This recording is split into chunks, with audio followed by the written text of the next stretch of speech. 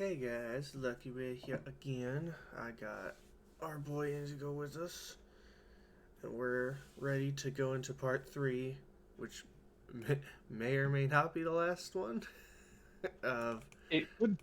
It also might not be. talking about the best anime ever on an objective level, or the opposite. Yeah, remember, if you disagree, you're wrong because we're being objective. That's just how that works. Zach, do we agree Hmm. on what are the top 10 best anime of all time? Probably not, but Well, then you're wrong too.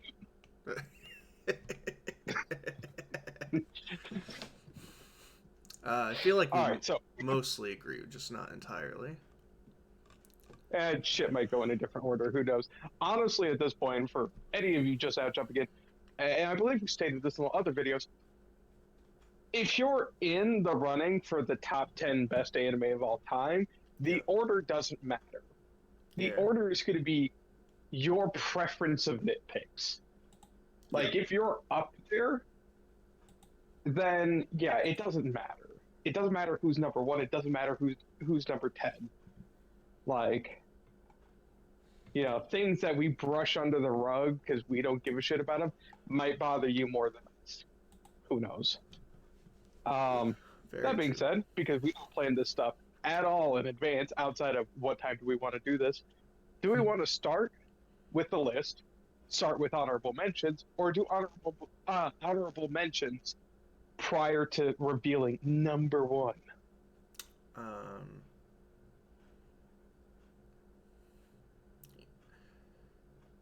I I personally say we get honorable mentions out of the way, yeah, partly because that's we did have a secondary topic in there that we wanted to talk about, that's right. Yeah, and I feel like it would be easier to talk about that ahead of time. yeah, yeah. We can start with that then. I agree. So, do you have any honorable mentions yourself, or do you want to use my list? The only honorable mentions I can that I really went through were ones that I feel like. I mean, other than the idea of ones that are like, oh, these are really important shows. Um, the only ones I kind of thought of were like Samurai Champloo, which I think is on your list too. Really enough, no. Oh, Um, like definitely not a bad show, but I'm actually just kind of I looking don't know. online at this. I didn't consider it. I was just looking online at the moment. Uh, So for honorable mentions, for the sake of transparency, we mm, have roughly two categories for this. We have a category of shows that we considered for the yeah, top 10, and we have a category of shows that by no means we think should be in the top 10, but are so important that we do want to talk about them. yeah. So to briefly list through stuff I considered, but did not make my list for one reason or another. Um, Steins Gate is top of that list. Mm-mm, You haven't watched Steins Gate. mm-mm. Um, so Steins Gate has a couple of problems. One being an adaptation of a visual novel, and kind of having a couple of stickler points left in there, and two, because it has some really rough pacing, especially in the first half of the show. One of the most common complaints I've heard about people who tried to watch a show and gave up on it is just that it was too slow in the first half.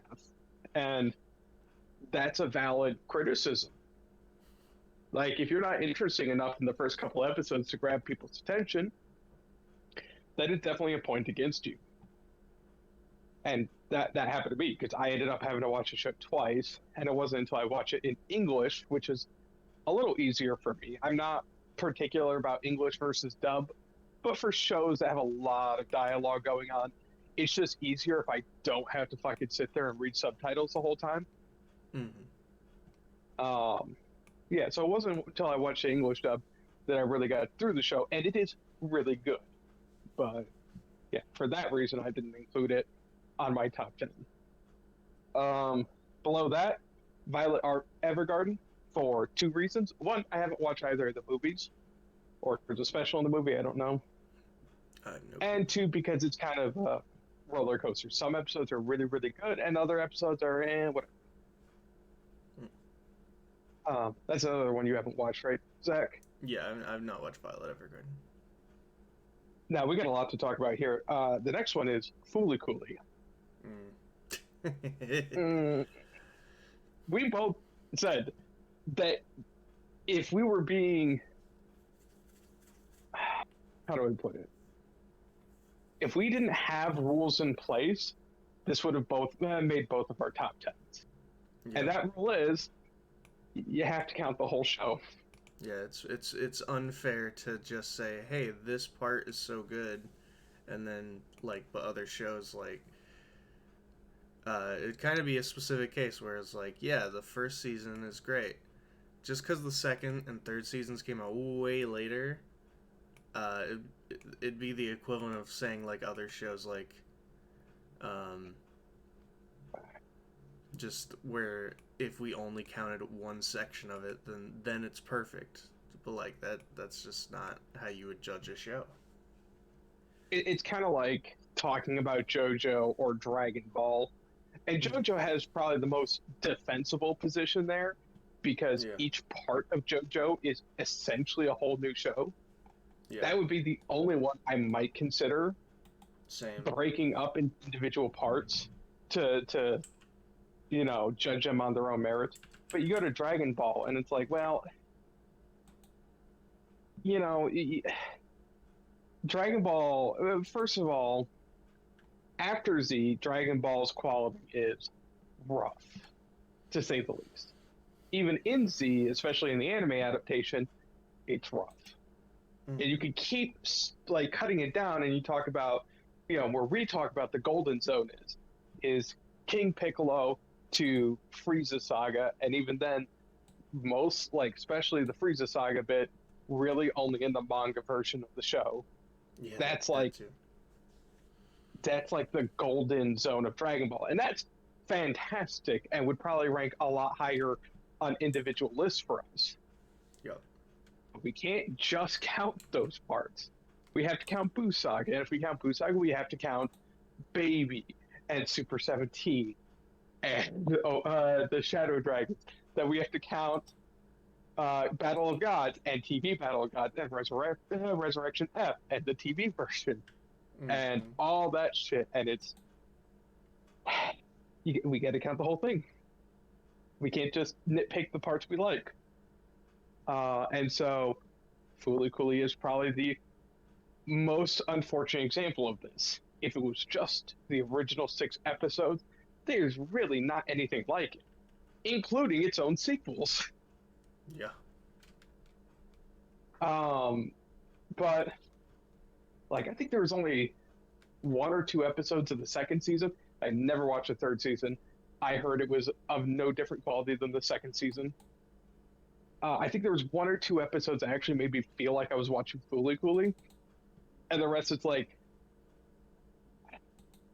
no. Yeah. I personally did not care for it. Yeah, but I also didn't watch season 3, but when I watched season 2, I was like, it just wasn't. We watched some of that together too. What's up? We watched some of that together because I didn't have Adult Swim. That's right, we did.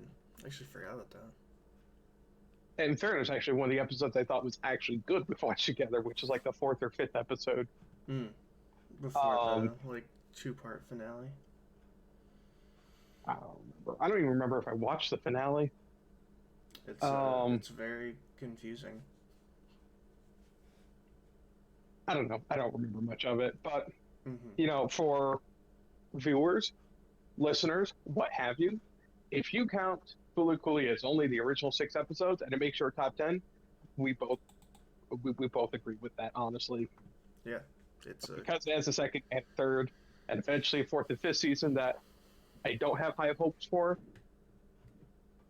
You know, unfortunately, it doesn't make the list. no. The next one down on my list is Yu Yu Hakusho. And Yu Yu Hakusho is all over the place in quality. Yes. Like, in terms of, and in this case, we're speaking specifically the anime adaptation. Neither of us has read the manga. No. So, but I am told that there's like a drop off in the manga's quality as well, but I have not read it. I actually was told that the anime section decided to get a little experimental with those parts to make them more interesting, but in fairness, I'm actually a big fan of the last season. From the last time I watched it, which was maybe 5 years ago or so.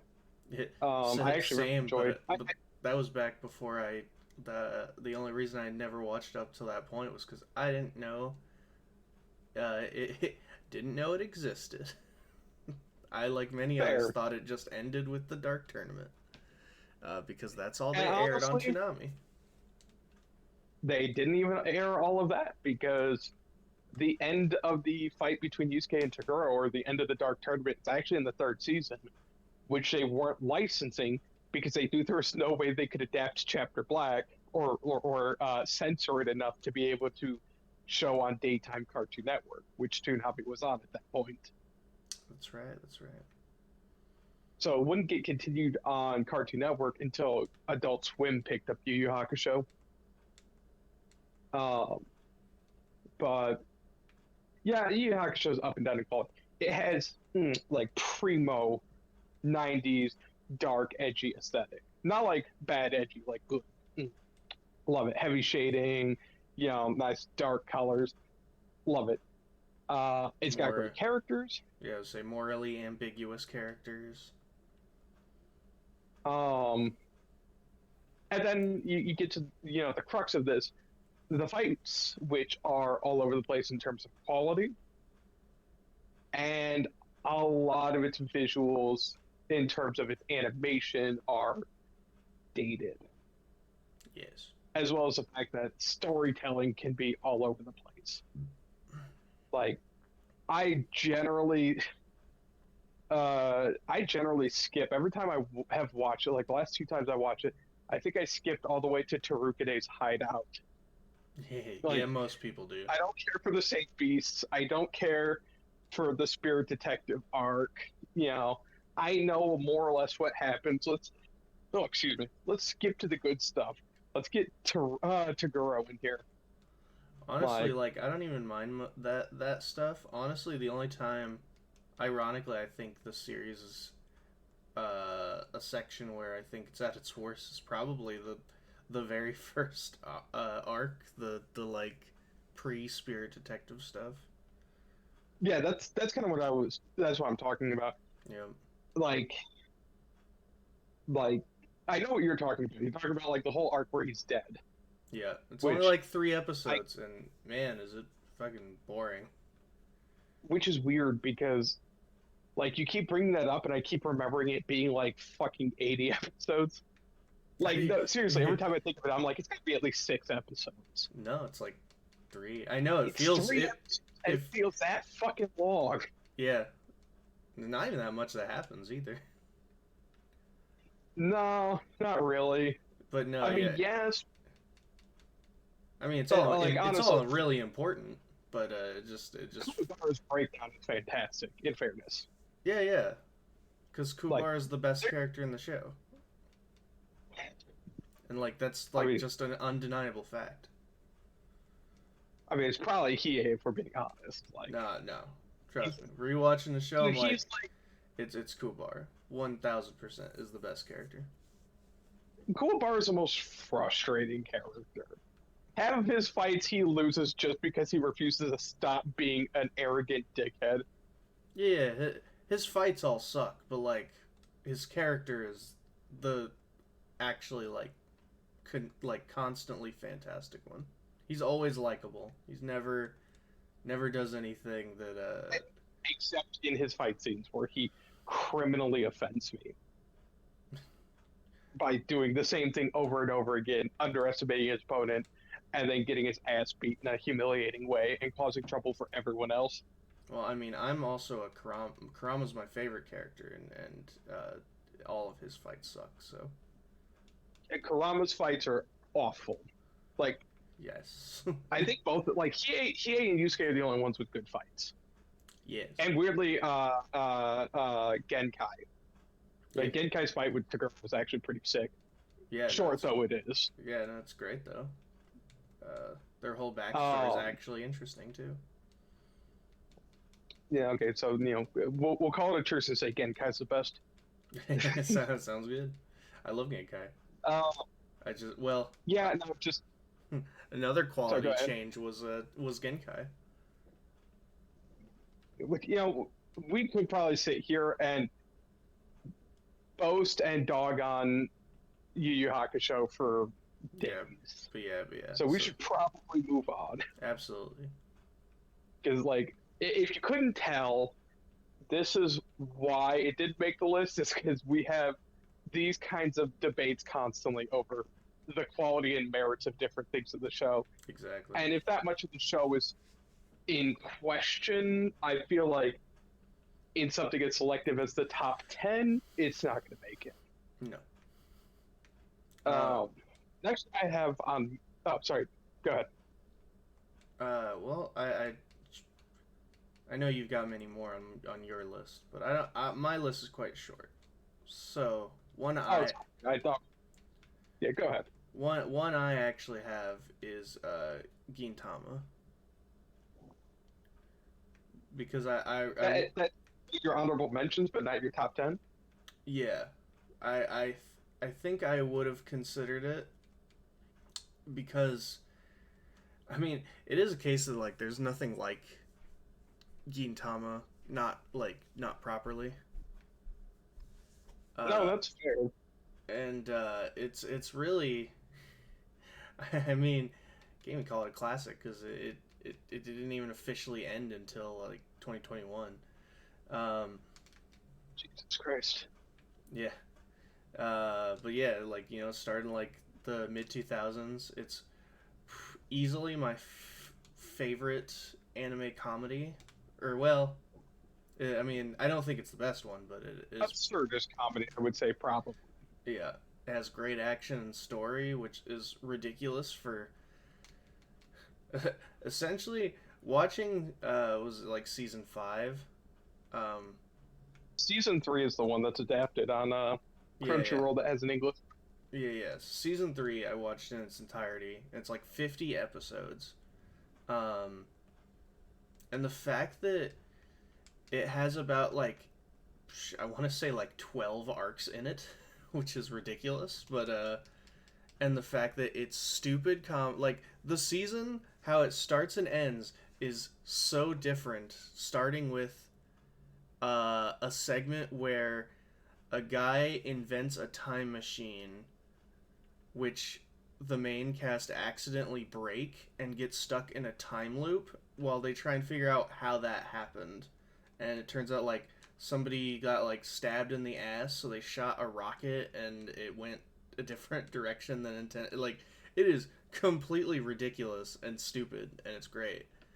And then it ends with the secret police being forced to sacrifice their laurels to fight for a country that's kind of given up on them after the shogunate has been eradicated. And it's completely serious. The entire part of Gintama season 3. Yeah, from like 2009. But it's great. Yeah. Yeah, no, that's fair. I mean, Gintama was one of those. Gintama was one of those shows I never know what to do with when it comes to like ranking or comparing it to other shows, or because like, okay, as we talked about, the ranking is kind of arbitrary, and everyone's gonna have their own opinion on what the best is, what the worst is, whatever. The worst is Get Backers, by the way, objectively. It's true. Fucking saw that shit online. Get Backers deserves another season. No, the fuck it don't. Nope. No, the fuck it doesn't. Didn't deserve its Like, the season it got. man, I'd seen so many fucking bootlegs of other better shows in the first like 12 episodes of that show. I don't even remember half of it. And I watched the whole show because when I was 16, I actually thought it was good. I don't know if that was like hormones or brain damage or the fact that everything on at the time was Naruto, Bleach, or One Piece, and I was sick of all three. I don't know, I mean, but that's that era where nothing was coming out, so you took what you got. I like Essentially. Fairy Tail when it came out. Fairy Tail ain't ranking a lot better than Get Backers. Yep. But with Gintama, it's just very difficult to talk much about it. First of all, comedy. It's a slapstick absurdist comedy most of the time. Yeah. And as those go, most of the time it hits for at least us. But there's even episodes I'm like, Jesus Christ, this is fucking dumb and unfunny. Like it's not as regular as most absurdist comedies, but like it does happen. Yeah. For me. Again, it's absurdist comedy. Its frequency on how much it's just going to drive you up the wall versus make you laugh is going to be entirely different depending on the viewer. Yep. And then yeah, it does have dead serious storylines that it executes impressively well considering it's a 180 turn from the stupid slapstick that's happening most of the time. Yeah. Like Get Back Gintama is a show that very much has its cake and eats it. I mean, I think it's just because it's made by a creator who's literally just a big shonen fan, like Shonen Jump in general fan, and gets the medium, and they play around with it, and that's their show. Also, another reason it didn't make either of our lists is the fact that we haven't watched the whole thing. We probably haven't watched half of it. I've seen like 100 episodes and 2 movies, and I don't think I've seen like maybe even a quarter of the whole bit. You've seen there's like 300 episodes, but yes, you haven't even seen Fair. half. So, yep, very difficult for me personally to rank, and you know, one of those consistencies. If I don't feel confident that I've seen enough of it to rank it, I'm not going to try. Yeah. So what's next on your list, then? Unless you have more to say about Gintama. Samurai Champloo. As you said, you didn't include in yours. Samurai Champloo's really good show. It's just a really good show. I mean, like sometimes that's all you need. The only reason it doesn't make the list is because honestly, it might actually make my list. I don't know. We'll talk about that more later then, because I'm not sure on that one. Actually. If you don't mind, I'll talk about why it's on my list. Okay. Yeah, go ahead. And 2 straightforward reasons. One, it's an aimless show. It sets up a goal in the first episode that is occasionally brought up, but never really anything happens until the last couple episodes. Yep. It is just an excuse for the story to be happening, which is fine, but not my preference. And the other reason is, outside of being very stylish and fun like Watanabe shows typically are, nothing about it is really exceptional. It's got very good animation, character designs, but like beyond that and a couple of really good episodes, like I don't revisit, I don't sit down and like binge the whole series. I'll watch, Bogus Booty and the fucking baseball episode every once in a while because they're great episodes. Isn't it just called Baseball Blues or something like that? It's something like that. I always call it the baseball episode. It's called Baseball Blues.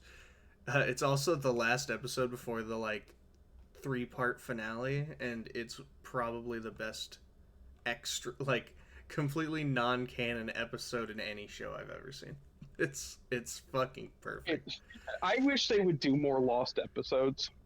Yeah. In shows, just don't give a fuck about censorship. and just do whatever for an episode, and then the very next episode, everyone plays like nothing happened. Yeah, none of it ever happened. Um, God, that's but yeah, no, such a good episode. so good. But yeah, no, uh, very good show, but nothing about it screams it's one of the best of all time. If anything, it just screams that Watanabe is probably one of the best directors of all time when it comes to anime. Which everyone's already accepted a long time ago. I mean, yeah, people. I got at least 3 shows of his I love. I've never seen Space Dandy, but I probably would like that a lot too. I like Space Dandy, and it's not one of those 3. Yeah, I know which 2 it is. Still said 3. Oh, okay. No, I'm sorry, I'm just. Well, I know 2 of the ones that you're including. I don't know what the third one is. I mean, it's a Bebop, it's Shampoo, and it's fucking Carol and Tuesday. Oh, I thought you weren't including Shampoo, so that was the only one I thought. No. Sorry, I was including Shampoo. Ah, then yes, I did know all 3 then. Yeah, no, I'm a fucking book. Most people don't know what I'm doing because they can't read. Fair What's enough. next then? That's the only. I guess actually there's one more because I saw it when I didn't think about it until I was looking at stuff online. Black Butler's another one that could have made the list.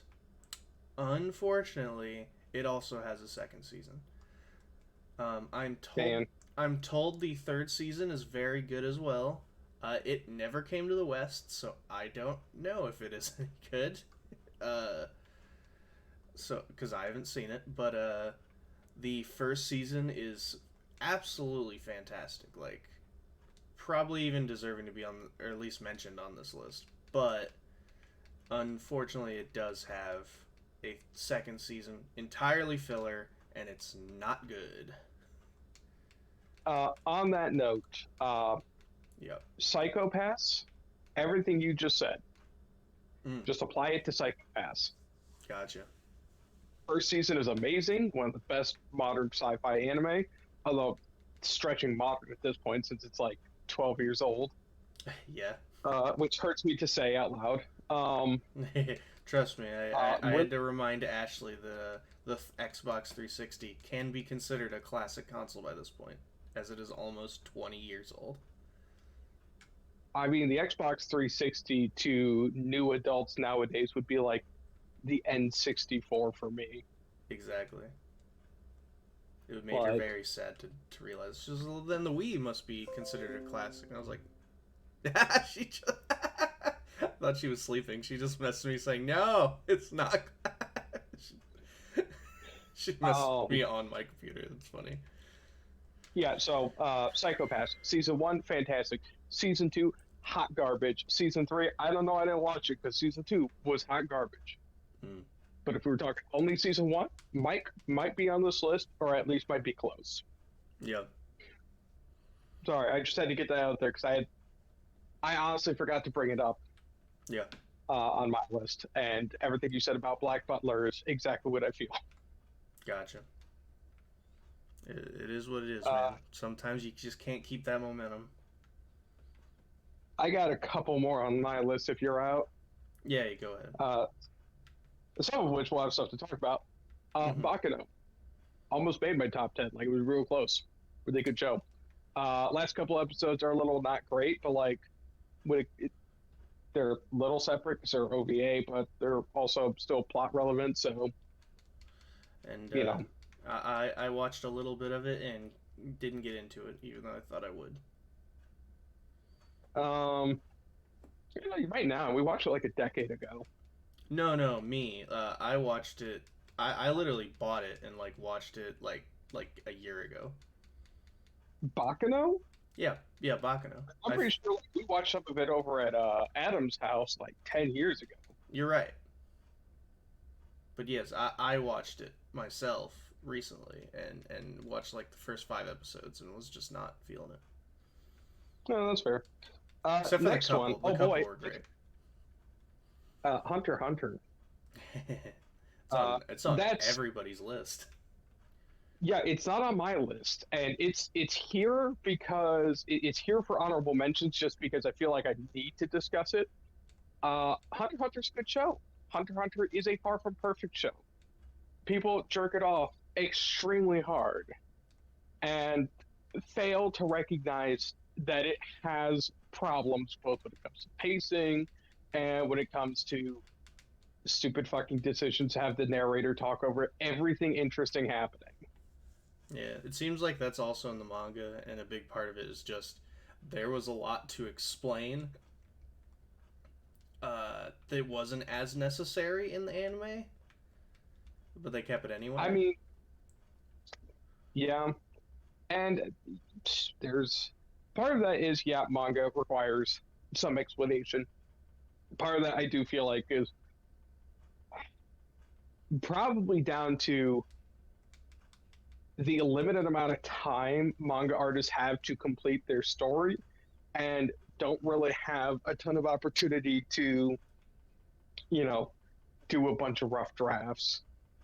Hey, I mean, when you're on a I would say complete schedule, usually you have none besides the like I'm not story going to pretend portions. I'm an expert, just stating what seems apparent to me when you have a 7 day turnaround from the last chapter and you have to have, like Mm, 18 pages or whatever turned out by next week.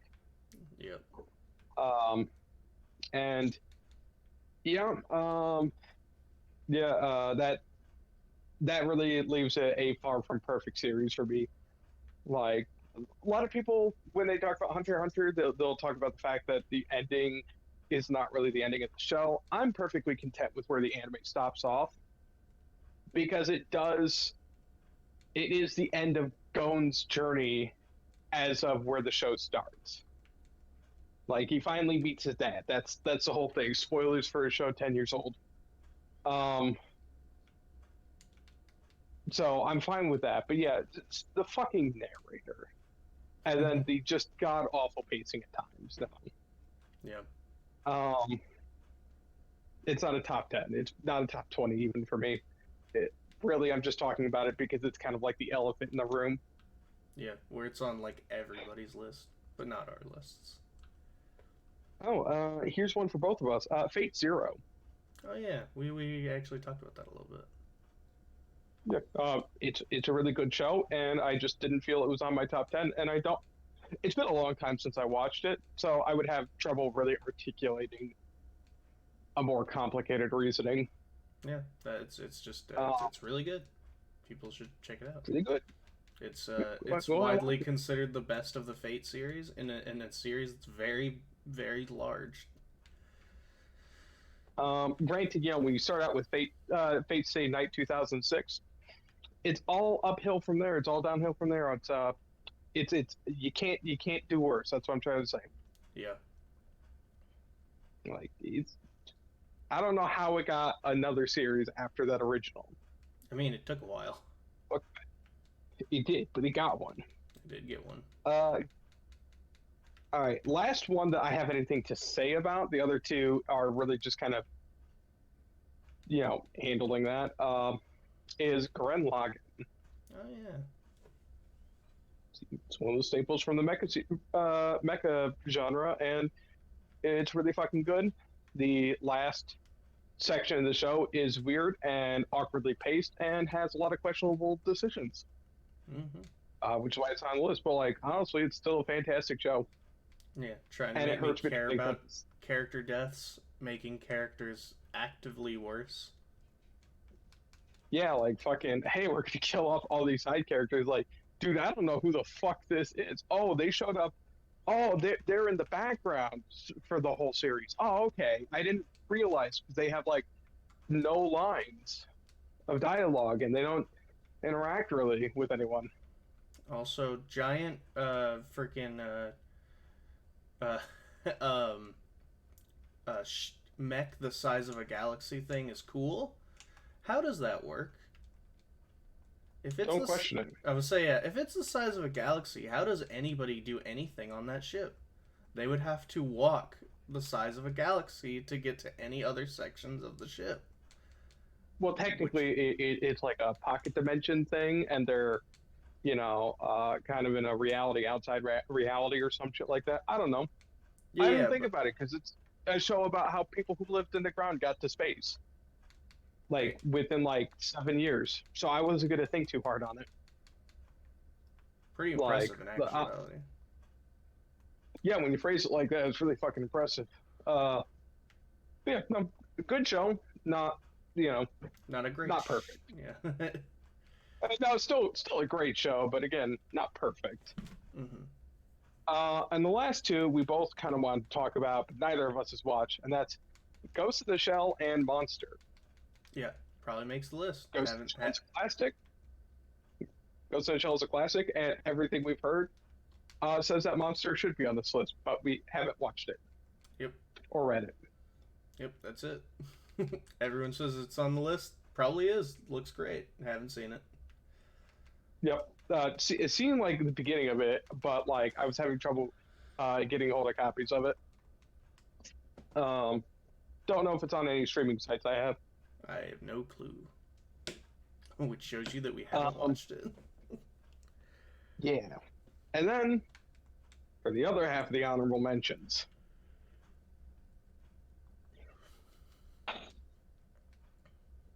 Oh yeah, the important so shows. yeah, the shows that are on like a bunch of lists, even though they're not actually terribly great, in the grand scheme of things, and that is Dragon Ball, Sailor Moon, Pokemon, and what was the last one here? Ah, Gundam. Gundam. Um, Now, okay, I haven't watched Gundam Unicorn or The Witch of Mercury, which I hear are both fantastic. Yes, I've I've seen heard that too. generic ones that everyone's seen, and that's G Gundam and Gundam Wing, and bits of Gundam Seed. I've watched none of OG Gundam though. Yeah, none of OG Gundam. And we want to talk about them because these are insanely influential and important shows. Yes, literally But for like the most part, are not great shows. in some cases they just kind of show their age. I mean, in the case of Pokemon, it's just outside of the view of a 10-year-old who really wants to live that fantasy of going out in the wild and having monsters fight each other and stuff, Yeah, yeah, like once you're outside of that age range, it's not good. It's pretty impressively boring. not much. Yep. In Although fact, it's impressive. seeing old clips, Ash being I did not realize Ash was such a petty bitch, and I love it. Did not even realize it. Yeah. No, honestly, fair, absolutely fair. But yeah, um, not great. We've already talked about how Dragon Ball has issues. Yeah. Sailor Moon, well, okay, I'm much less qualified to talk about because, I watched a bit of it when I was like 8, hmm and but then it wasn't cool for guys to watch it, so like obviously I didn't watch it because like I'm cool, you know, I don't do girly shit, and I then I did the same, but I did go back and watch a little of it, but it's I've not gotten far in the bit I've watched. by the time I grew out of that, didn't give a shit. Yeah. Like it's like, oh, this does not look like it's age. Like there's tons of classics where part of me kind of wants to go check them out. Saint Seiya is one of those. I'm like, oh, I should check it out. It's from the classic Shonen Jump series, but I'm like, Well, I know it's gonna switch age. I've been reading it, and yeah, it's a series from the '80s. Yep. Same with Fist of the North Star. I tried to go back to watch that. Mm-hmm. Definitely from the '80s. Um, honestly, it's impressive how much JoJo largely escaped that fate. Yeah. Um, I mean, like, it yeah, it's adapted. still. Sorry, go ahead. It adapted, changed every single I'm, series. that's fair. Yeah, Jonathan's reign is a little '80s cliche. Joseph's is, pretty ahead of its time, Yeah, it's wacky. though. Love it. But yeah, we which shout out to JoJo, also fantastic, also really influential, but not as influential as these series here, and at least not to our purview Yeah. or our scope of the anime world, and honestly, not quite good enough to really make the honorable mentions even for me personally. No. Please don't dox me. Hey, sometimes it's fantastic, but that's kind of I do that's love some JoJo, yeah. but to clarify, at least for me, there's only one Shonen Jump show that makes my top 10, and it's only the one. It's not the only shonen on the list, but it's the only Shonen Jump show. We are, after all, shonen trash, and you should expect little else from us. Yes. All right, you want to get on with it then? Yeah. All right. Do you want to go first, or do you want to get be the one who gets to reveal your number one last? Be the last one we talk about. I feel like our number one is the same, but yeah, I will go last because mine isn't actually in order. That's fair. And honestly, you can take my order. Like I've even questioned the spot. At, you know, like really, really even up through number 5. I feel like you can kind of put in any order. Mm-hmm. But specifically, 8, 10, 9, 8, 7. You could reorder in any which way, and I've thought about reordering them. And the only reason it didn't get reordered is because I'm too fucking lazy, and I wrote mine on paper and don't want to do that because it's messy. Makes sense. But for the purposes of this, my number 10 is Megalobox. I debated heavily about including it on this list because fighting is awful, and that's really bad for a show that is, at least on the surface, about boxing. Yeah. Like that would absolutely cripple any other show and prevent it being in the top 10 for me. The reason it doesn't for me is because, like, in every other regard, it's near enough a 10 out of 10. It's excellent storytelling, excellent character work, excellent art and animation. Pacing is good. Like, there's nothing actually else wrong with it outside of the fights are awful. And the last episode of the first season is rather confusing, honestly. And excellent music. Oh, fantastic music. I still listen to the soundtrack. And its second season, Nomad, actually is better because it sidelines the boxing in favor of being more of a character drama. And yeah, make the B plot the A plot because the B plot was what was working.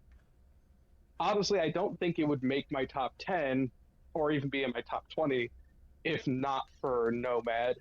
If Nomad hadn't come out, it wouldn't be this high on the list. So sequels can help. Hey. Which is really impressive because Megalobox is a show that 0 people asked for a sequel from.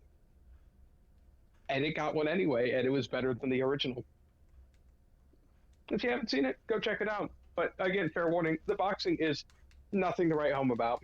There's worse action shows, but man, I've never seen a show where someone getting punched in the face was less exciting. Like, worse animated, sure, but like less exciting. Yeah. Feel like everyone's getting hit with fucking sock and boppers.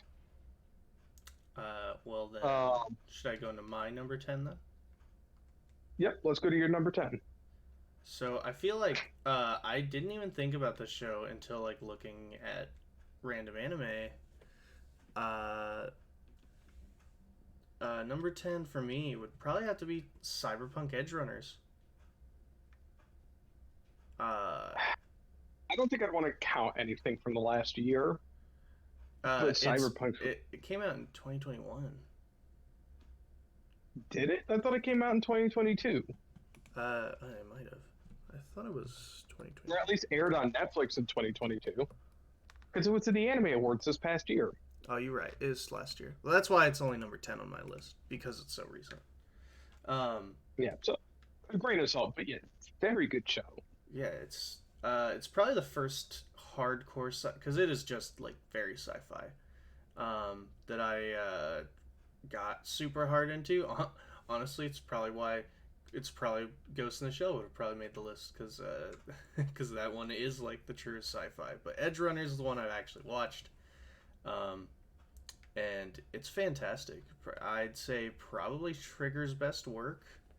Um, it's Yeah, I would absolutely say it's the best thing that that team has made since Gurren Lagann. because like yeah, like uh, they were given a good chunk of money by Studio Red to make a production of their new like game that had all the hype in the world, and unfortunately didn't live up to it. But the anime did, and no one expected anything from the anime. I think, and people expect a lot from the game, and it worked out because the show is fantastic, great. Uh, I fan- think the game is pretty good now that they've, you know, yeah, I've spent heard it's like you have to have fixing all the shit wrong with it. yeah, I did hear they have now since fixed it. They pulled the No Man's Sky, where now it's actually pretty good. Um, Battlefront 2. and Battlefront 2. Um, but yeah, that the show itself, fantastic characters. I loved. I think pretty much everyone in the crew. I don't remember if they had. I guess they were they called Edge Runners or well, that's their occupation.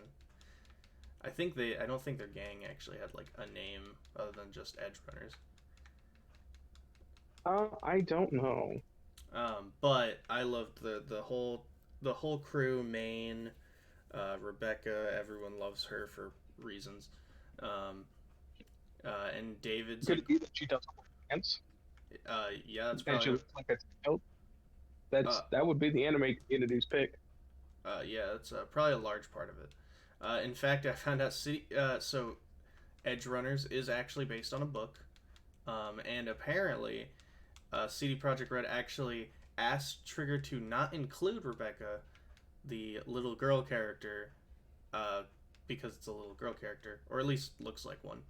Um, and Trigger said no, and then they relented and let him do it. And well, it's the most popular character from the series, so I guess they know their stuff, I suppose. I would say it's one of those shows, honestly. Whereas I do like David, and I do like what's her name, the main female lead. Uh, I don't know why I can't think of her name. She's at I think it's Lucy. yeah, it sounds right. Um, She's really good I too. probably like almost every other character better. Like, and I think for me, one uh, personally, personally, I'm not a big fan of the archetype where it's like where with the type of character where it's like you know where they're going and kind of the point of the show is watching it happen. Yeah, You know, that's never my favorite thing. yeah, And two, because him and Lucy were way more down to earth, but not so, in my mind, three dimensional, especially in later episodes, that it really kind of benefited them being down to earth. So the more zany side characters kind of had my attention more.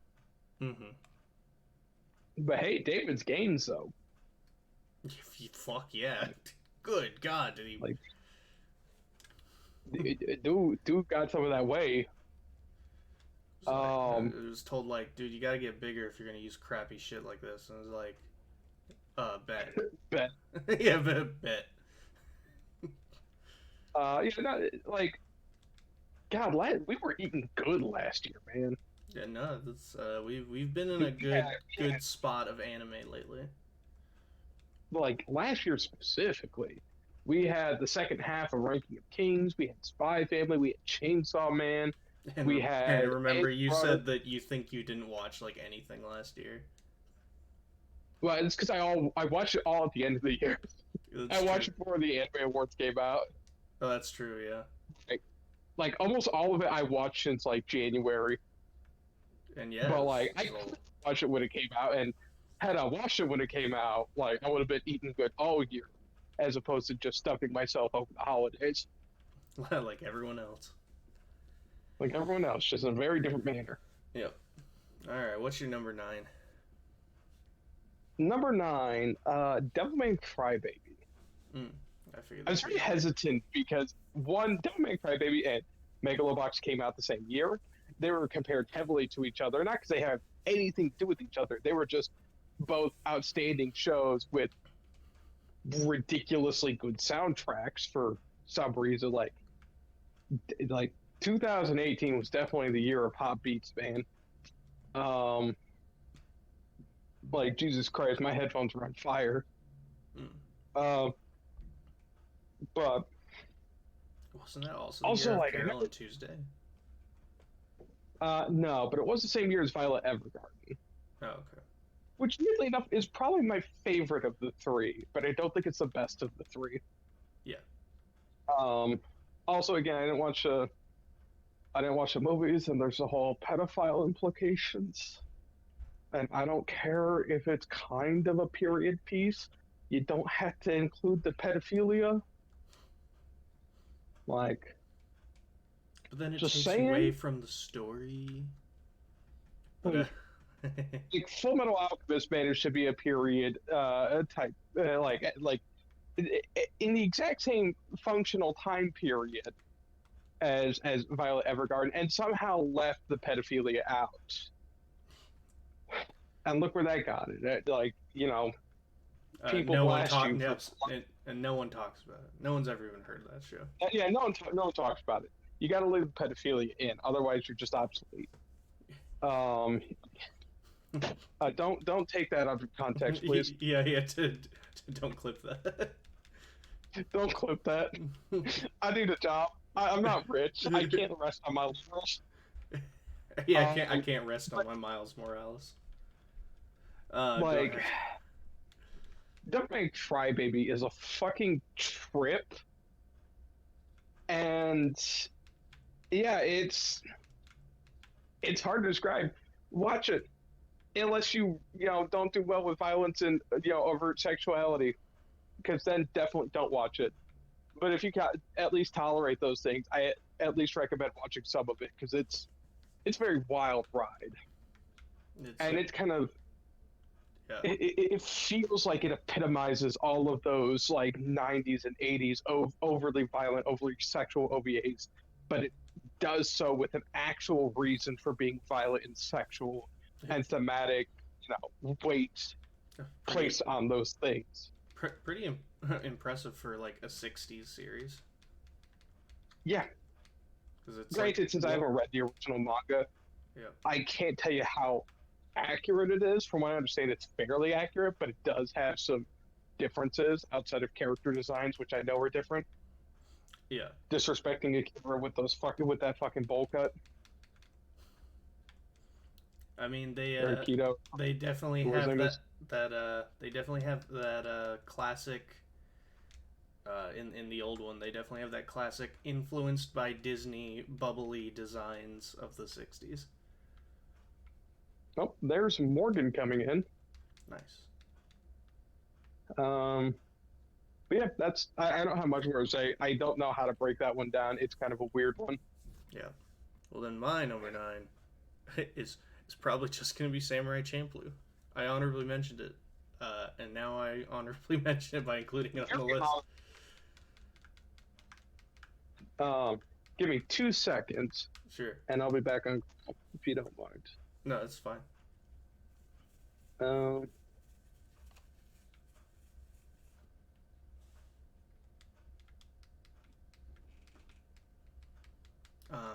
But yeah, Samurai Champloo. We mentioned it earlier. It's just fantastic, very entertaining, hilarious, great characters. Only real flaws is the fact that there's a lot of episodes that mean nothing and don't progress the plot at all. But since the characters and everything they do is so entertaining, it doesn't really matter that much. So as long as you're okay with a show that's like 26 episodes and there's plenty of episodes that just don't move anything along, it is fantastic, which I totally don't mind. As we said, Baseball Blues probably still my favorite episode, in that entire series, and it means nothing to the plot at all. In fact, it is ignored after the episode happens. Um, yeah, I don't have much more to add to Shampoo. I think I said everything I had to say about it when we talked about it in honorable mentions. Yep. All right. Well, then, what's your number 8? My number 8 is Fruits Basket. Hey. And that's one. That one is a very interesting show. You're gonna hear me say stupid shit like that a lot. Um, I wasn't sure whether or not to put it in my top 10 or whether or not to how high to put it. Toru is probably one of my favorite protagonists in that show. I think she's one of the best designed protagonists because she has what makes Tanjiro a fairly unique protagonist, where he himself um, doesn't develop as much, but he is a constant force compelling other characters to develop, which is why Tanjiro himself is fine, but the side characters are more interesting. But their character arcs generally revolve or are propelled by Tanjiro. You could say that about Zenitsu and somewhat about Inosuke. You could say that about Giyu and Sanemi and uh, uh, Butterfly Girl, whose name I'm forgetting, or Shinobu. Flower Girl. Oh, Flower Girl. Not Shinobu. I don't remember Flower Girl's name. Not Mitsuri. Yeah. Yeah, no, I'm talking about. Yeah, you're talking about girl who talks sometimes. No. Yeah, Nanette. That's right. That's right. But she also has the benefit of other main characters, like, for example, what's a good example? At least the one we've already talked about, so I don't talk about something, completely irrelevant. Also has the benefit of someone like, let's say, Violet Evergarden herself, where much of the show is about her development. Mm-hmm. There's better characters I could cite for that, but we're going to talk about them later on the list. Yeah. Toru has the benefit of both being the force that pushes other characters to develop, while also having a pretty big character arc herself by the end of the series, even though it's a bit of a slow burn and you don't really start seeing much of it until the second season. It could very easily have made top 5, top 3, or even number 1, if not for what I think are 3 big issues. The whole turning into animals thing feels actually out of place in the show almost the entire time. It's a fun, goofy thing in the first season, and it almost never happens in the second season. And in the third season, I also feel like it never happens.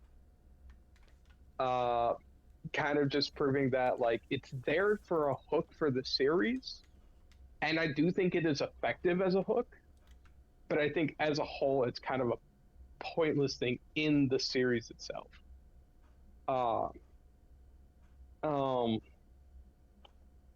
The other one of the other criticisms I have is also the end of the show feels like it is over dramatized, and they add plot points that feel convoluted for not a lack of establishment, but just for the fact that they don't need to be there to make the show a success. They take away from the show by just, oh, this character was actually involved in Toru's childhood, but they just disappeared and now they're reappearing, and it's like destiny.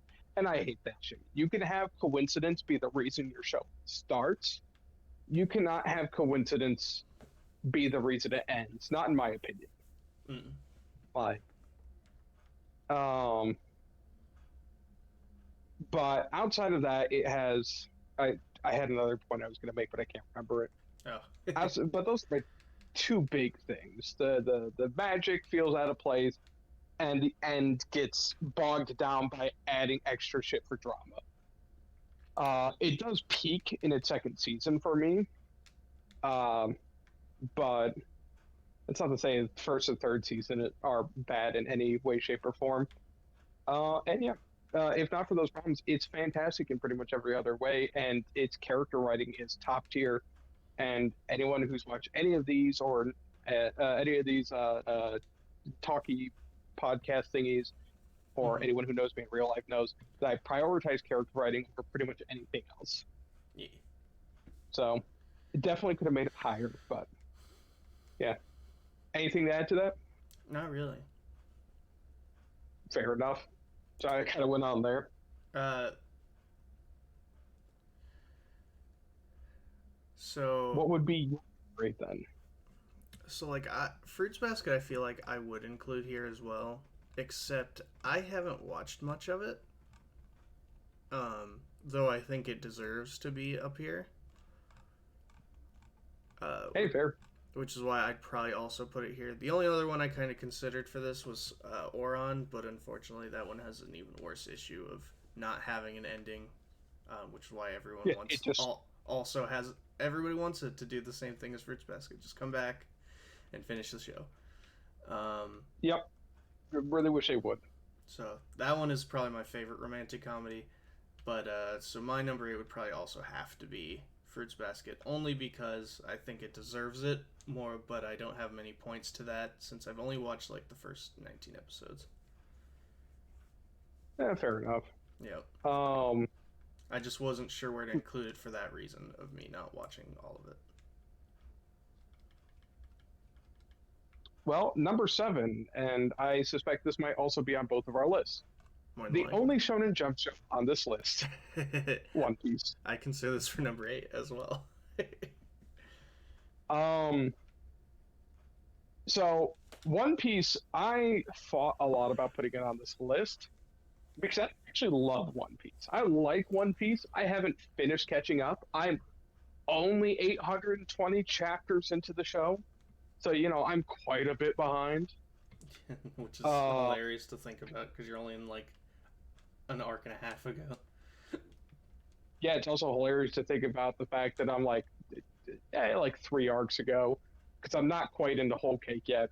But it's also funny to think about the fact that you could fit the entirety of Demon Slayer in that gap. I think you could probably fit the entirety of Fullmetal Alchemist in that gap. Yeah, probably.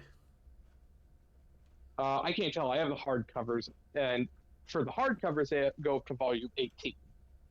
So if they're roughly the same length as the regular paperbacks, then Demon Slayer is 23 volumes. So Mm-hmm. figure that one out. But no other show that I have watched that I have a reasonable amount of information about has gone on as long as One Piece has, while maintaining reasonably good consistency. Like, it's a good show. If you watch up through Arlong Park, which I feel like for most people would agree it's the first really good arc of One Piece, and if you like what you have read by that point, you will continue to like One Piece. It will never, in the rest of its run, to again where I'm at in the Zoar, it will never do something to offend you and put you off of the show. It is remarkably consistent. I cannot say that about Naruto or about Bleach or about Hunter x Hunter or about any other long running shonen that I've ever read or watched. Yeah. Again, Wano is considered one of the best arcs in the series, and that's the most recent complete arc. Yeah. Um, And then and then like the best overall is like Marineford, and it's just like there's sections that are consistently fantastic, but it never falls below good. I knew everything that happened in Marineford by the time I finally read it, which was only this past year. Yep. And I still loved that. Like the whole thing from Amazon Lily Impel down to Marineford itself and the aftermath. I loved everything happening, and I didn't think I would because again, I knew everything that happened. Why would I? Why would I really, have that strong of feelings about something where I knew every major plot point and even seen several episodes of what happened because I had skipped around a lot when I watched the anime because At that point, I was watching the anime off of definitely legal copies that were floating around my Navy barracks. Uh, so Like we that's all One do. Piece. Consistent themes, and impressive world building. Yeah, like Also, actually like ungodly world building. who doesn't like a show where it's like, hey, the bad guys, the criminals, they're actually still the bad guys, but the government, the good guys, the cops, they're also the bad guys. Fuck both of them. They're not good. Yep. Except for the Like that's ones kind that of the are. message. Yeah, except for the ones that are, because there's good people in both categories. Yep. And I there's want to see good people on both sides, and I was like, I'm not trying to make comments about the Charlottesville rally. Mm-mm-mm. and This then ain't the shit. yeah, no, definitely not.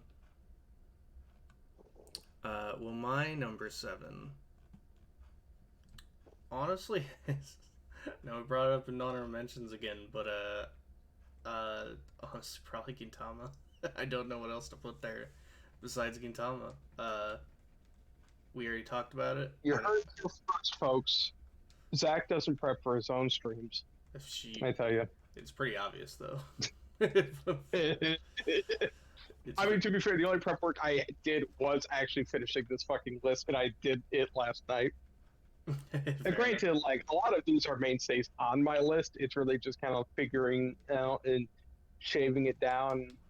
Yep. You I know, mean that's how I do picking it. too. But I had to juggle playing a Pathfinder game at like 8 in the morning, and Jesus Christ, who plays Pathfinder at 8 in the morning? we've been playing it in mornings just because it's the only time we've been able to consistently coordinate. Well, yeah, Texas is on the other side of the planet. Planet no, but country yes. I mean, like it's 8 o'clock in the morning here, but it's like 8 at night there. It's not, nope. So certainly not how that works. It most certainly is. Yep, totally. I think I would know. I was in the Navy. That means I have superpowers. Yeah, it makes me know everything about four. I was about to say foreign countries, like If Texas. you've seen any of the Jurassic World movies, you know that being in the Navy means you have superpowers, It, like it, being able to control raptors and outrun pyroclastic flows. oh damn, that means you're like Chris Pratt. I don't think I like this analogy anymore. Um, but yeah, no. So, yeah, sorry. Continue with your point. I didn't mean to get sidetracked. Yeah, so Gintama, we mentioned it before. There's nothing else like Gintama.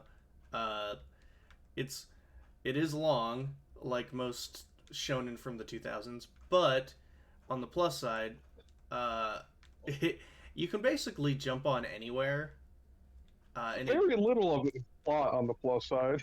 yeah, very little of it actually matters. So you're pretty much good to start whenever, as long as you know the basic premise, which is simply uh, aliens came to Japan during the feudal era and outlaw. What's up? And the Warring States period. Yeah, the Warring States period, and outlawed swords. So samurais were now out of work, and that's the Wait, plot. no, it's no. I think the Warring uh, uh, before the Meiji Restoration, or maybe it was the Meiji Restoration. I don't know. When Uh, everyone was fighting about what to do about Americans, uh, the yes, whenever that was. But and then like 1860. yeah. So after that, they get that. That's it. That's the whole plot. If they waited 10 years, they could have had Rurouni Kenshin in there. Oh yeah. Um, so the Sorry. so the only real plot aspect is the fact that the main cast founded a job where they or a business where they do odd jobs to make money because they can't do anything else. That's it. that's that's the plot, and then everything else is just based on whatever section of the story you start in.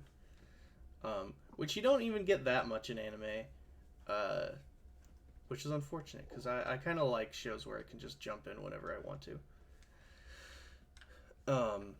And yeah, no, it's both hilarious. I mean, if you don't like wacky,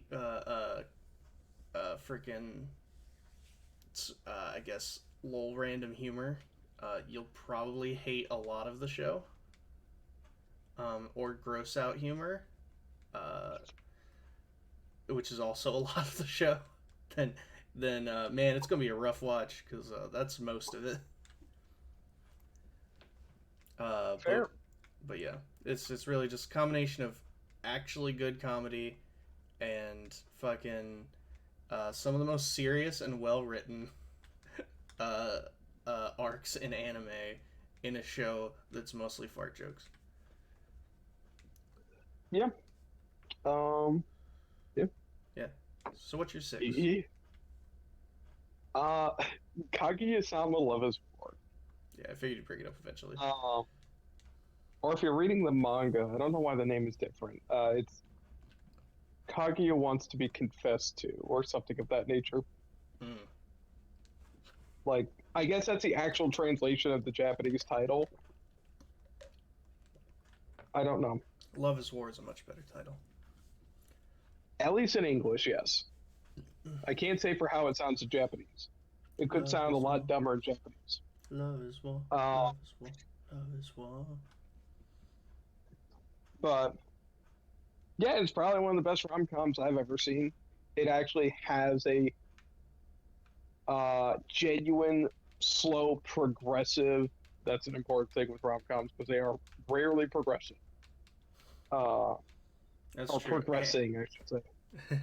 Oh, I thought you Like, actually meant progressive. Because any episode about something sexual is actually is hilarious. yeah, weirdly progressive, actually. Uh, Like, Kaguya's innocence is fantastic. Kaguya's innocence is fantastic. Honestly, all the characters are fantastic. My biggest criticism of the show is when it kind of leans heavy into the drama, and it feels weirdly out of place when they do. Since But it's anytime they're in the territory of actual romance or comedy, the show is like a 10 out of 10. Honestly, from here out, you could probably put any of my picks in genuinely any order, and I would not give a shit. Outside of what I currently feel is number one.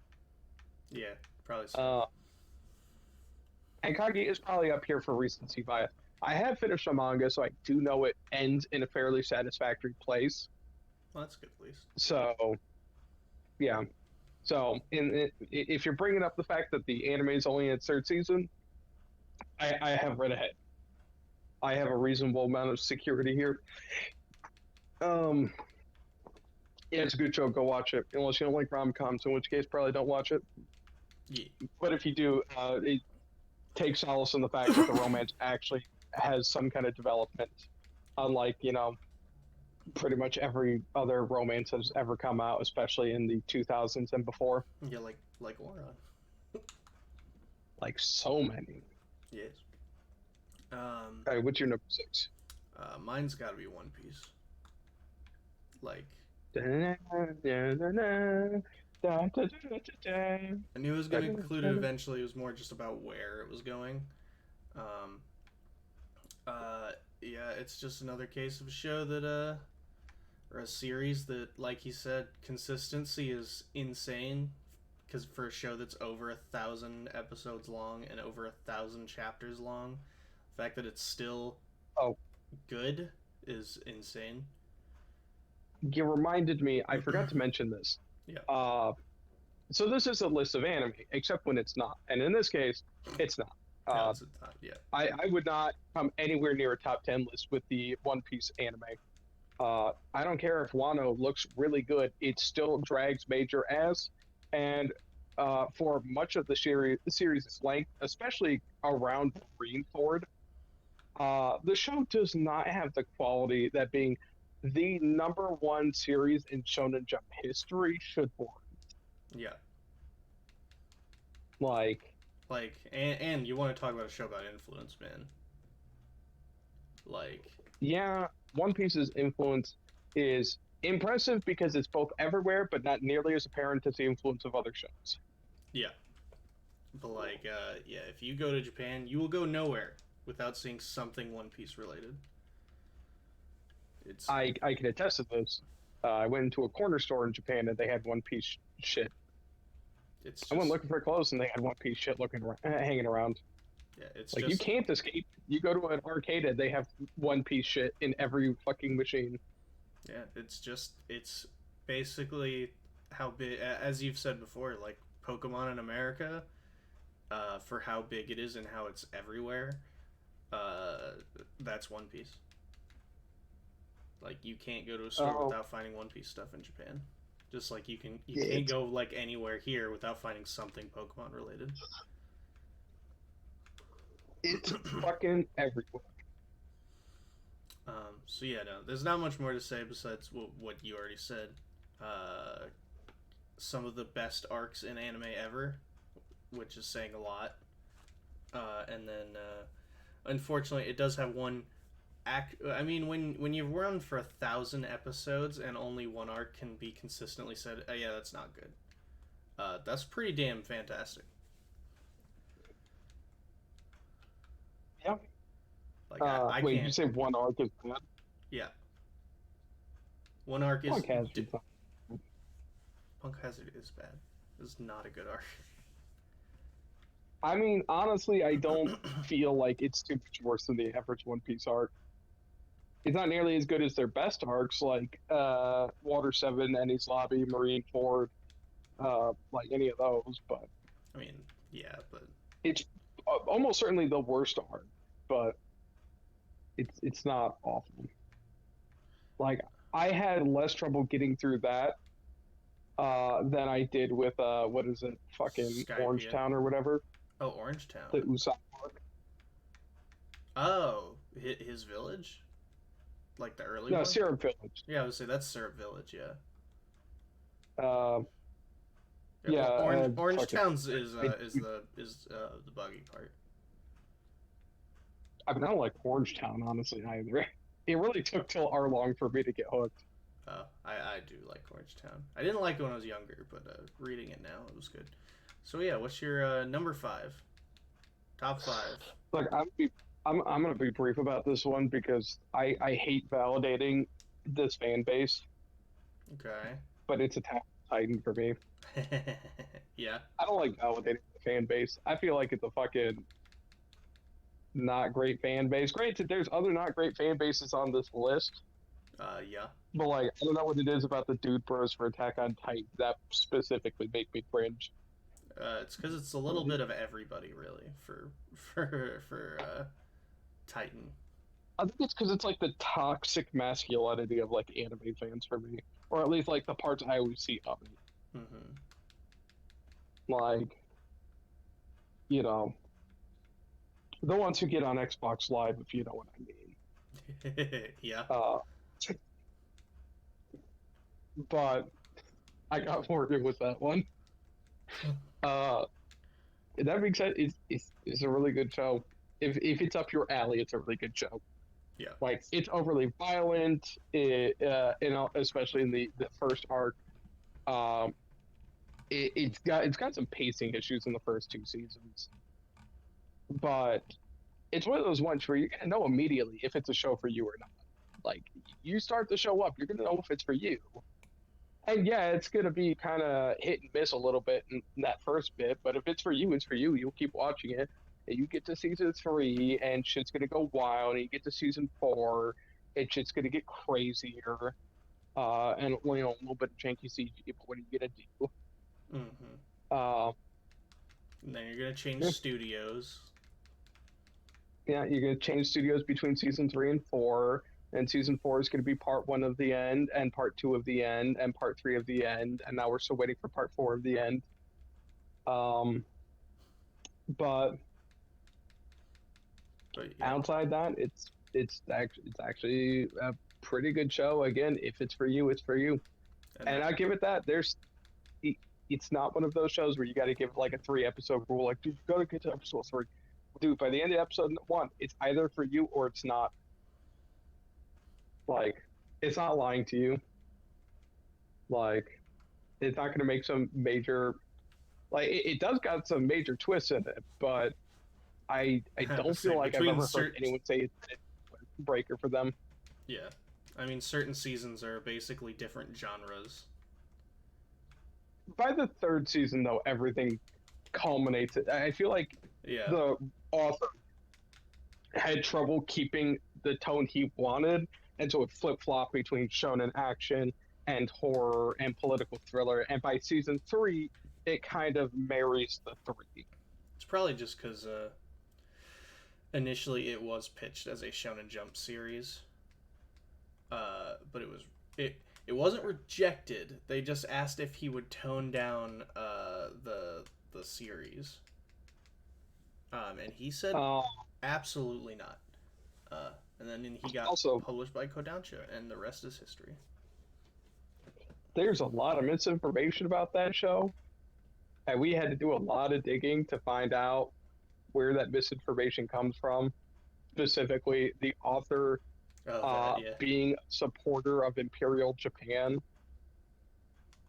uh, and being pro militarism, which So that one's does not like it does not feel like the case, especially for where that quote comes from. Because what is it? The guy Pixis is named after uh, an actual person from Imperial Japan who was an awful general who committed all kinds of crimes against humanity. And there's one quote that people like to take out of context a lot, which is the author saying, Isuyama saying he really respected the man. But it's taken out of context because where he says he respects a man, this is from my understanding, because this is from a blog from 2010 on a Japanese forum that I had to Google translate and then honestly like read other people's interpretations of the translation, and it's a mess.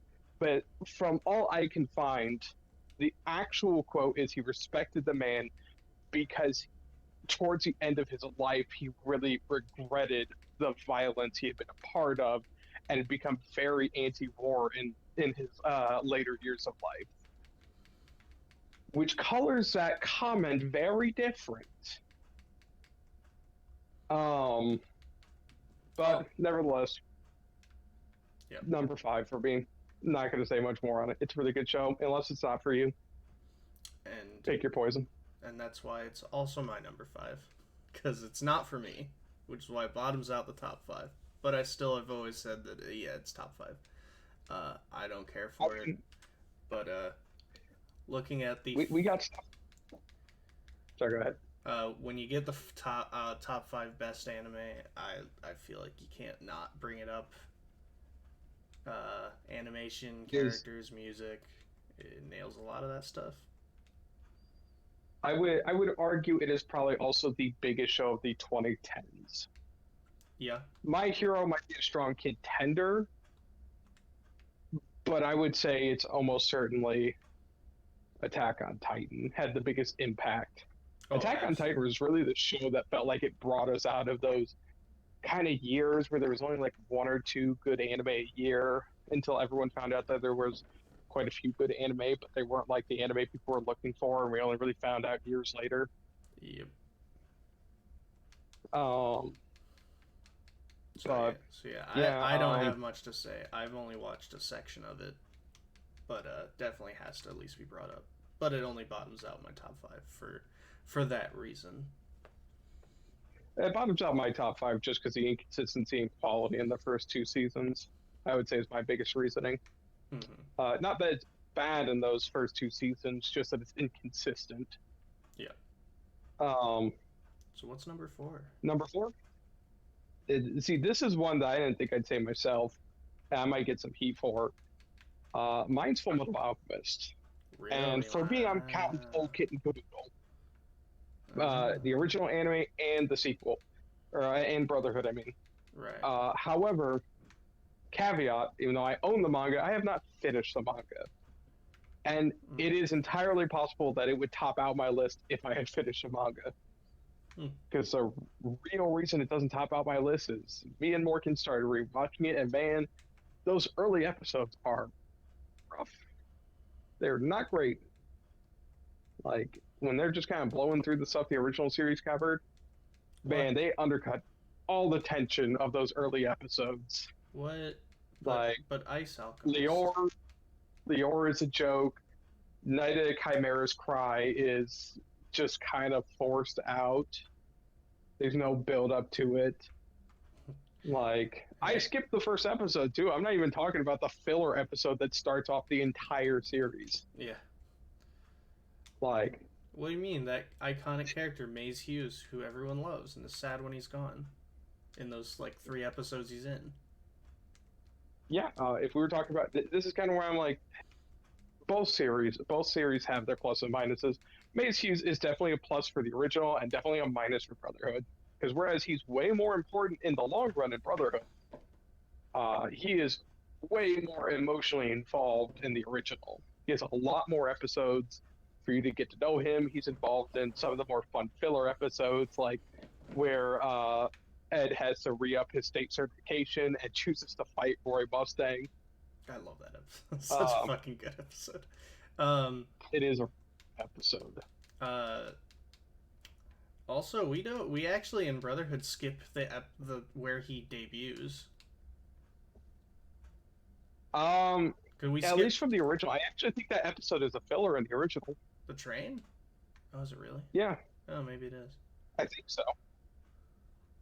Again, the original did a lot to build up Hughes to the point where when he dies, it is a genuine shock and it is heartbreaking. Mm-hmm. Like, man, I definitely cried at that. Granted, I was like 12, but Yeah, like first major character death, but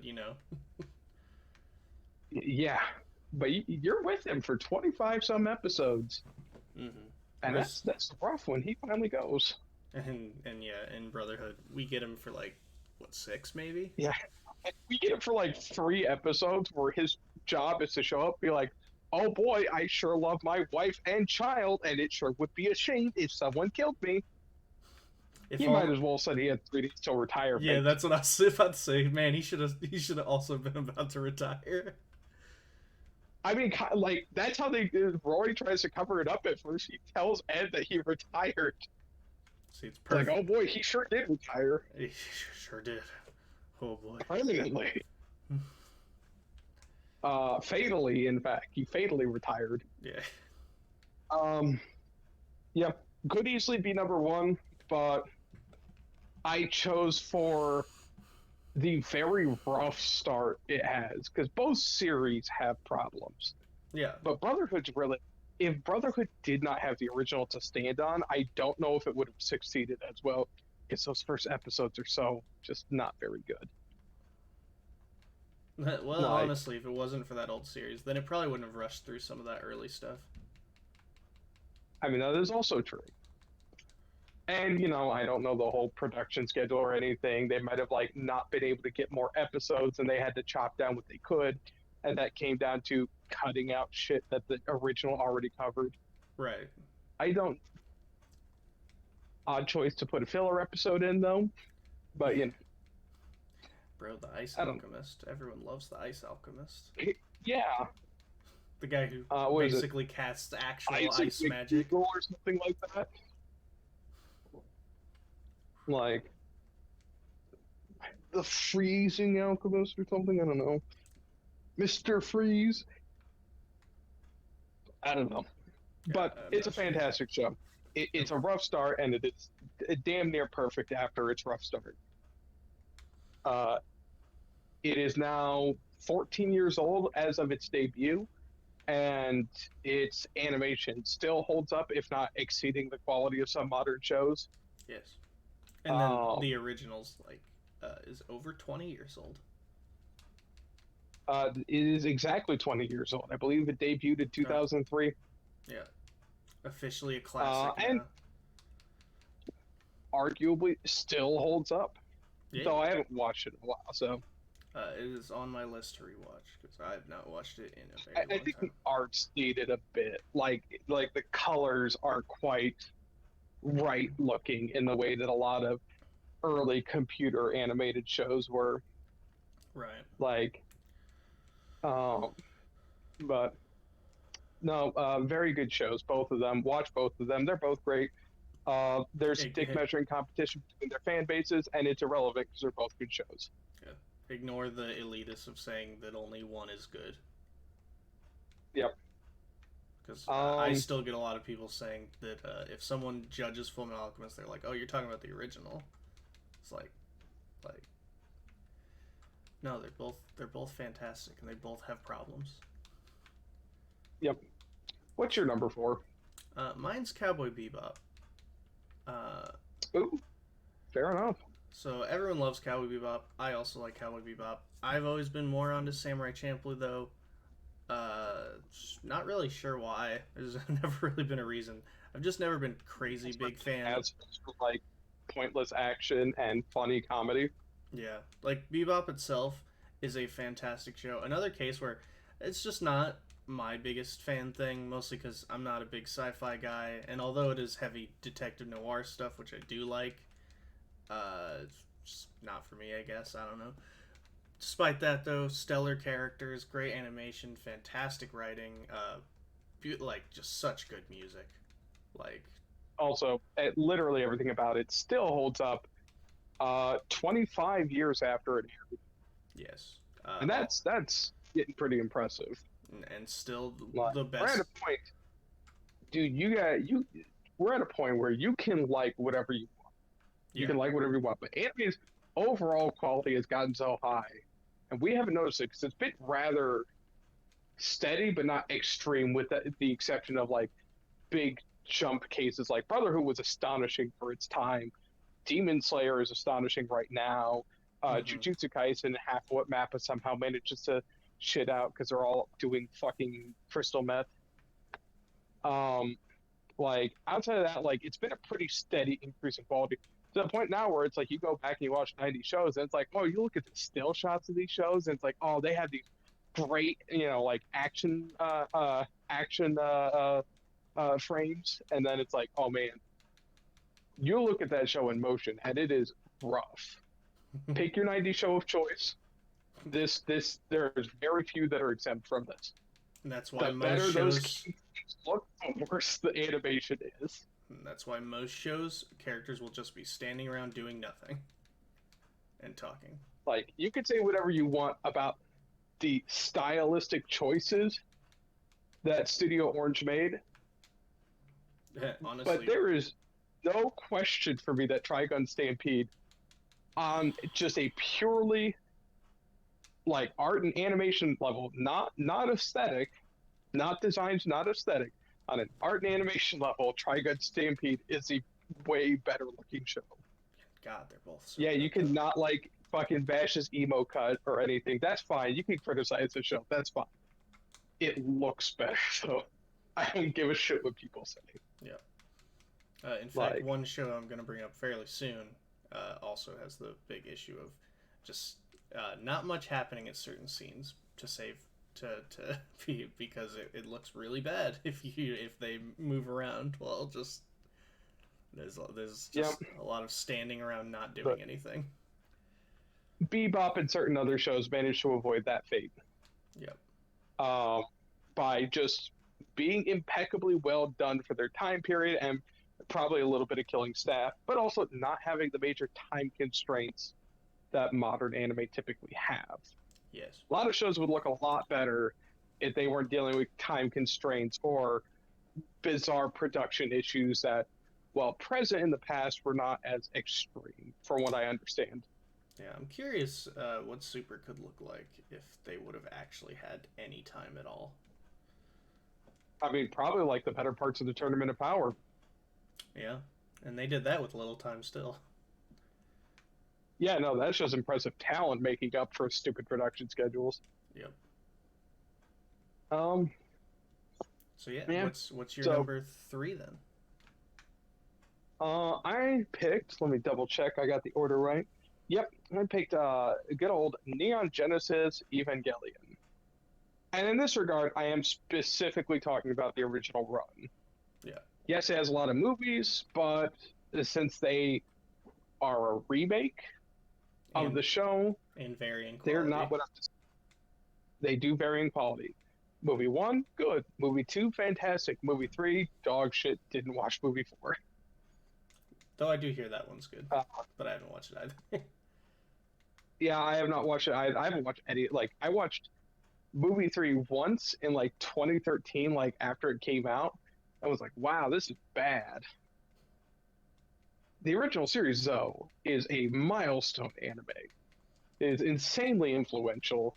It is so good looking for its time that it broke a Gainax for several years to come.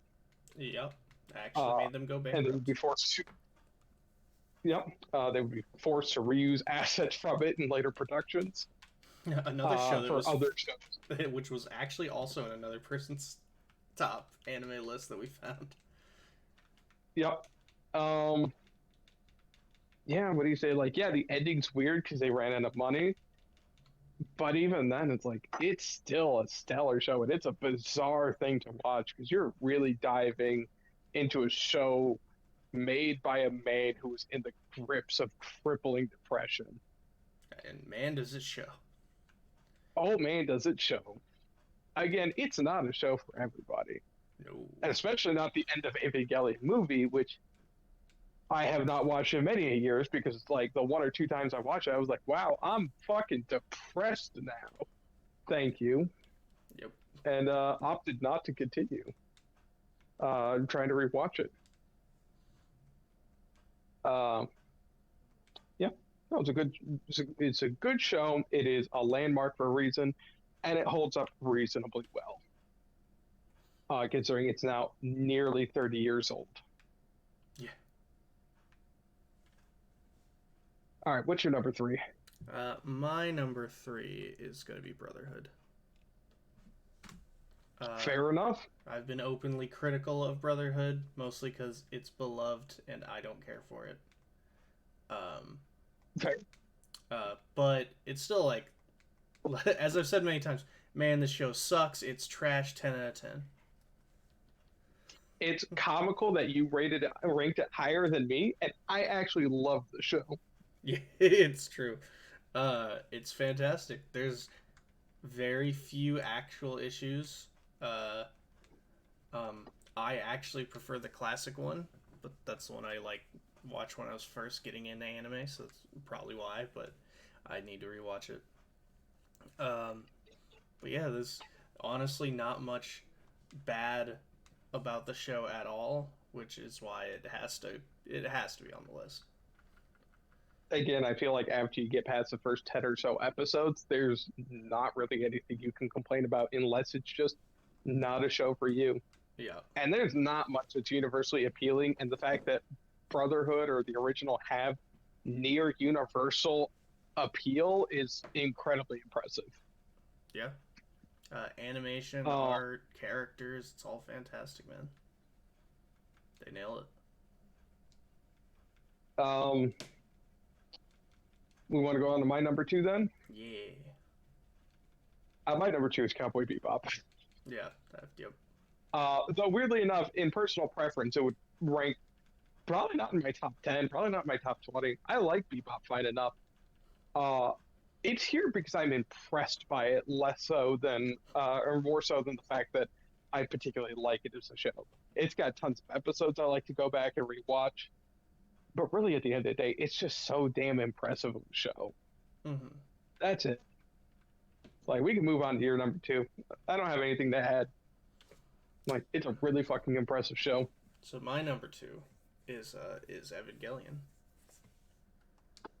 So yeah, we agreed on what the top three were going to be. The fact that it's we agreed just on a slightly we agreed on the top 5. It's just order was different. We agreed on most of the top 10 outside of like 3 or 4 picks. Yeah. It's really like just both agreed on Fruits Basket. Yep. So it's at least 7. But yeah, no, Evangelion. It's really kind of a case, same thing as just an impressive show because, man, when you burn your budget, you essentially they took a risk, Gainax, to spend everything and actually go bankrupt for this show, and it actually worked out for them. Didn't work out as well the next 2 times they did that, but yeah. In the long run, it did work out for them, considering you could still find Evangelion merchandise everywhere in Japan. Yeah, and you Like still find it it's here in the states too. It's a big show. yeah, it's wild. Um, but yeah, no. Weirdly enough, though, neither of our particularly favorite shows. Granted, I have not watched the anime in a while. An actual episode that gave me nightmares was the. I remember recording Toonami as most kids did in my time of Oh yeah, I had a lot of Inuyasha Yu Yu Hakusho taped. and yeah, there was just the episode where Shinji has imagines the cast essentially just berating him for a whole episode. Fucking that messed me up when I was a kid. Oh, I thought you were going to be talking about like where what is it? Ava Unit 2 goes psycho and like Asuka like basically almost dies. Nope, nope, that shit didn't affect me. Nope, it was existential dread that got me. Honestly, valid. Yeah, And so we've arrived at number one. yeah, Sorry, yeah. We know number we've one. arrived, and we both know what it is. Yep. So Zach, you go. You go ahead and lead the way with this one. So our number one, because it's the same, is Mob Psycho 100.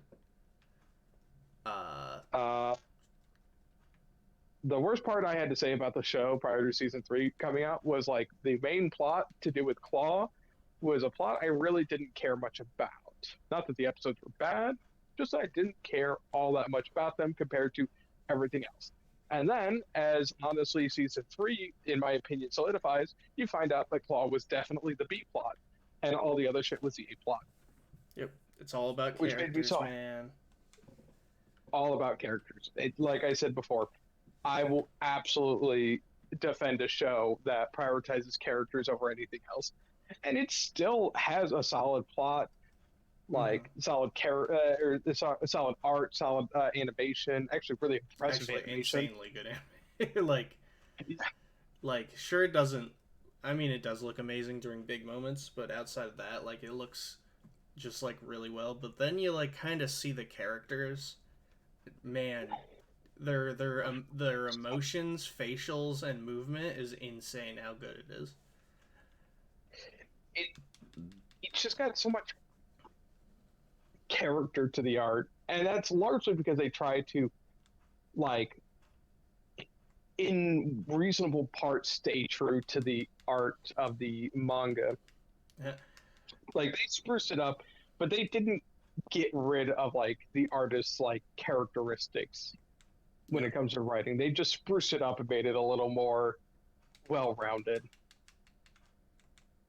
But yeah, no.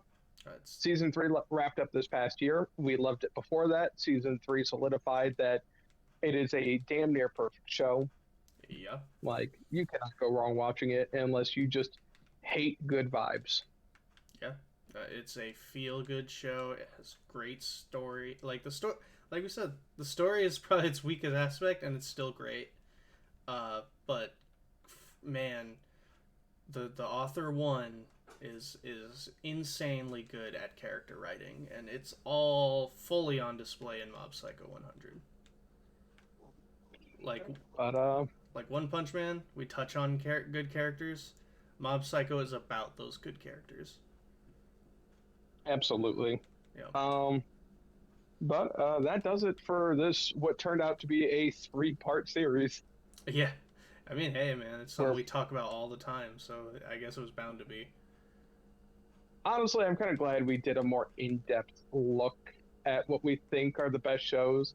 Yeah. And I feel like you made a really good call in having us look over those lists from various websites. Because as much as I like to laugh at bad lists, it is interesting to see some of the more different takes on things and what shows are popular and what shows are actually good in them. Mm-hmm. Well, all of them are good in their own right. It's just, what is the best because a bunch of people like it versus what is the best because it has, an impeccable level of quality. Yep. But then you get into the whole very philosophical debate about, like, But if like 10 million people all like the same show, is it actually, you know, does that make it the best? Like, does popularity equate to being the best? That's kind of a philosophical debate. I don't think we're like really well equipped to handle. Not really. So we at least me. I'll speak for myself. I ain't a smart man. I ain't got no brains, Lieutenant Dan.